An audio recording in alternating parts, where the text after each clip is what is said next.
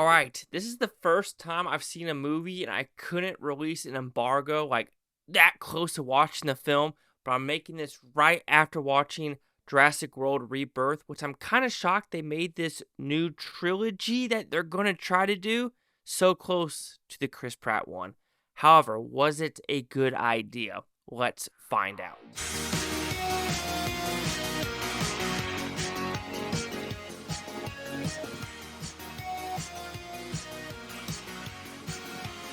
Chase Lee Hockey here with the Blue Futon reviewing Jurassic World Rebirth. What's about pretty simple premise?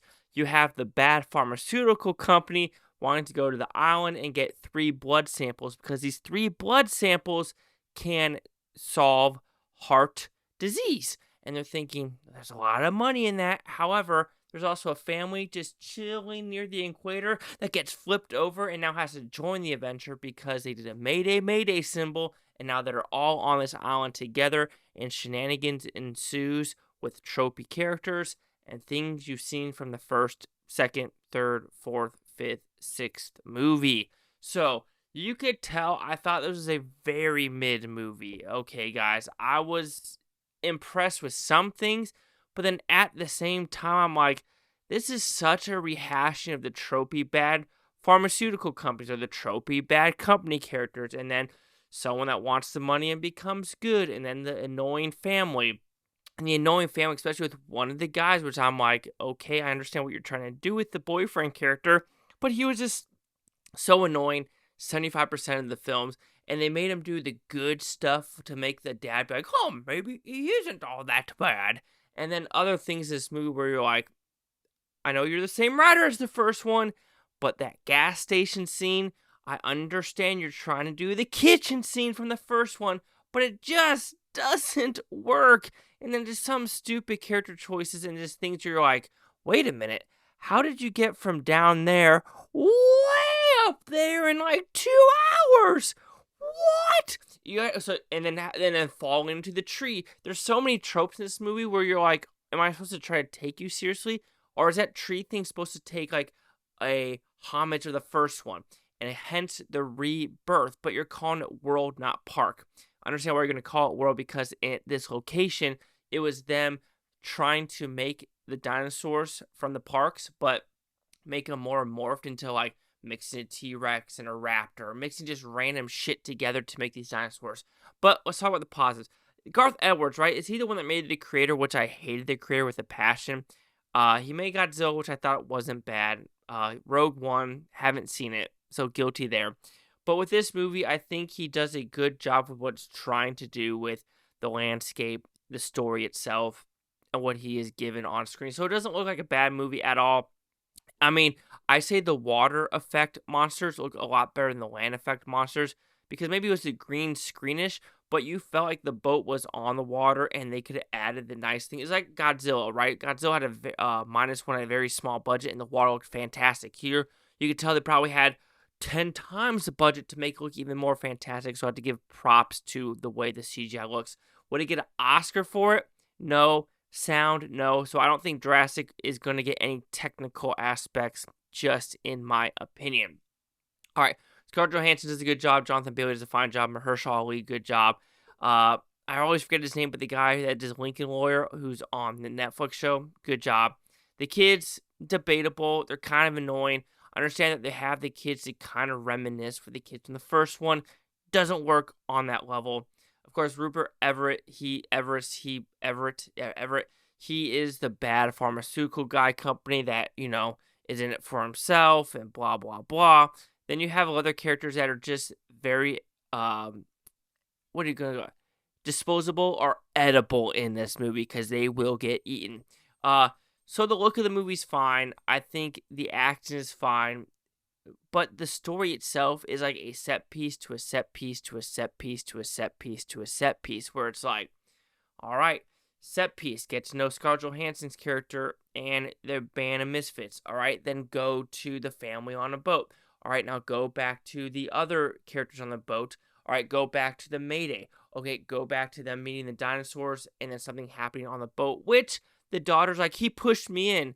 I mean, it really wasn't a push. It was more of like a scuffle of them just fighting. So her getting mad for that, it's like, that was a little weak in my opinion. Okay, they get to the island, split up because something happens on the boat.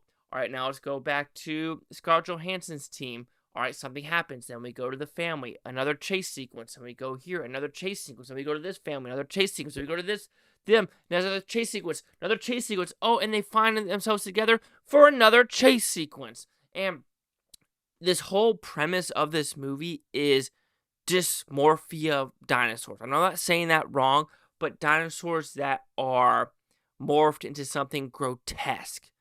You get that maybe once in this movie. Yeah, you see a couple of them with the snake one, which is like, okay, that's pretty cool how that water effect one was. Then you had the herbivore one, which is really more awkward, in my opinion, with the long tail and the thing on the back. Like, it's like the character design just didn't work for me. And then the last one was kind of badass, but you don't get a lot of it. Like, it opens up to like, oh, this motherfucker is going to go ham on people. It's more of like, yeah, he goes ham on people. And we're more focused on these weird winged creatures, which I'm more focused on a T-Rex, which is in this movie, which, by the way, there's no way a raft is hiding a T-Rex. Okay, just put it that way. And I doubt that raft is also, making sure the T-Rex teeth don't go through it. And the raft, okay, there's just a lot of perfect things in this movie too. Like, oh, the rocket with the parachute, perfect timing. Oh, he's falling into the trees. And that scene where, you see them getting the eggs and falling down, you're just like, there's so much unbelievability of going up there and then falling back down. It's like, you guys are literally higher than the Empire State Building, and you found stairs to go all the way down to the bottom of the forest. Things like that, where you're just like, ugh. Like, it's just so campy that I understand what you're trying to do, but at the same time, it's like, that's why I think the first Jurassic Park is so perfect. Same with the second one, is still damn good, is you feel like this could be real. Like, for example, the car with the kid on the tree, you believe that the car is going to slowly go down and crash. Like, okay, that's a reasonable sized tree, a reasonable sized drop.